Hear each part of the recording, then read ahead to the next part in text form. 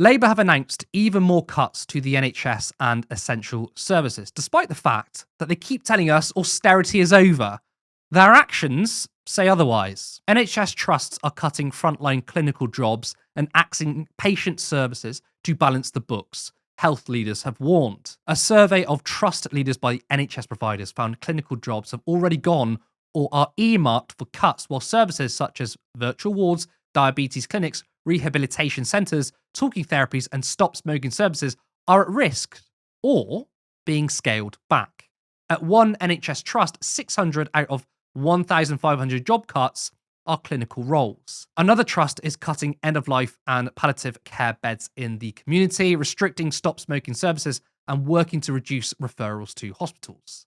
Several trusts said they were aiming for reductions of 500 or more jobs. NHS England, former chief and current head of the transition, back in March, called for what they described as needed cuts. In March, the then NHS chief Amanda Pritchard and Sir Jim Mackey, who was now in charge of transition of NHS England, wrote to Trust regarding the need for cuts, saying there was a very significant financial deficit, 6.6 billion, when deficit support is stripped out and lack of confidence that operational aims would be met. So that's billions worth of cuts to diabetes, care for young people, mental health services, and clinical staff. Callum, they got smashed at the last local elections. Some in the party think, well, we should be tougher on migration, but they haven't stopped and thought, right, people were angry with the Tories for the way they governed in the last 14 years. And Labour thinks it's appropriate to make even more cuts to an NHS which is struggling.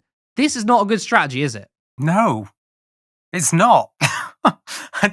I don't know what else to say. It's ridiculous. It's almost as if they've just decided, you know what?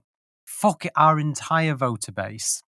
We're just going to do all the things that every person that votes for us is going to absolutely hate and despise. Credit where it's due. NHS waiting lists have started coming down. They have started coming down since Labour got into power.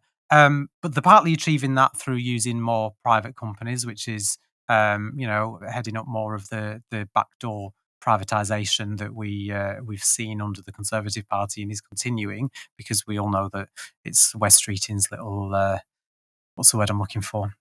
Little sort of pet project, yeah. We're now seeing, more of the same. Obviously, the decision to abolish NHS England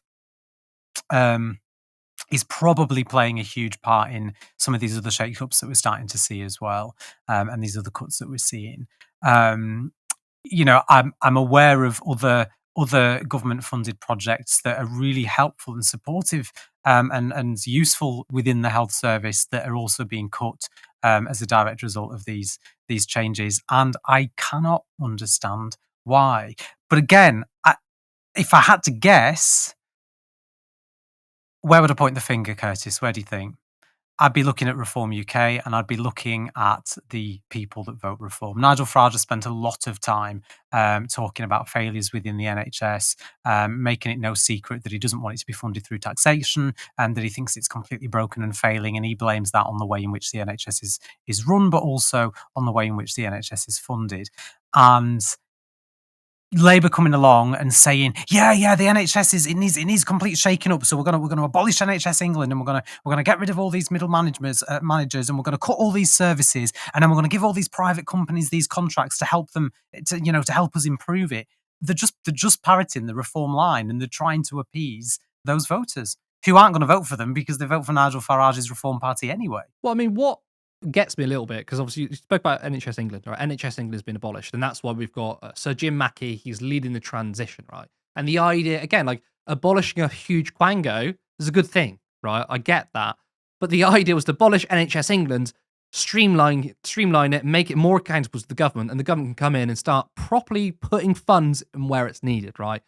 The issue here, though, is that the chief of NHS England and the new transitioning leads, Jim Mackey, both seem to agree, because they both said back in March, there's much needed cuts. We need to probably make about £6 billion worth of savings. So they see eye to eye. So this idea of abolishing NHS England and things are going to get better.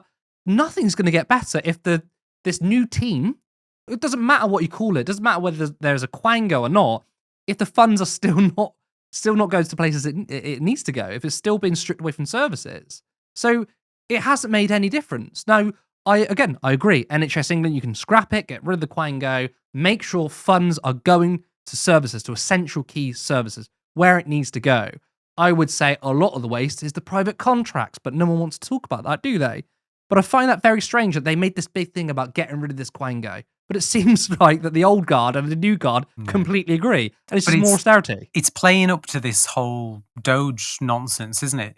Where we need to find wasteful spending and then cut absolutely everything and slash absolutely everything. And it's not going to help. It's not going to improve anything. We need reform in the health service. We absolutely need reform. And I'll be the first person to admit that there is a lot of middle management that make it very difficult. But the problem is that it's already run too much like a business rather than a public service.